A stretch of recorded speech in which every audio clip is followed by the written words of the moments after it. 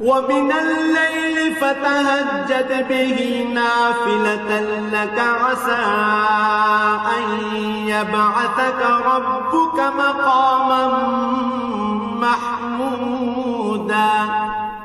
রাতের কিছু অংশে তাহাজ্জুদ নামাজ প্রতিষ্ঠা করো, এটা তোমার জন্য ফরজ নামাজের অতিরিক্ত একটা নামাজ। আশা করা যায় তোমার মালিক এর বরকত দ্বারা তোমাকে প্রশংসিত মর্যাদায় প্রতিষ্ঠিত করবেন। وقل رب أدخلني مدخل صدق وأخرجني مخرج صدق واجعل لي من لدنك سلطانا نصيرا।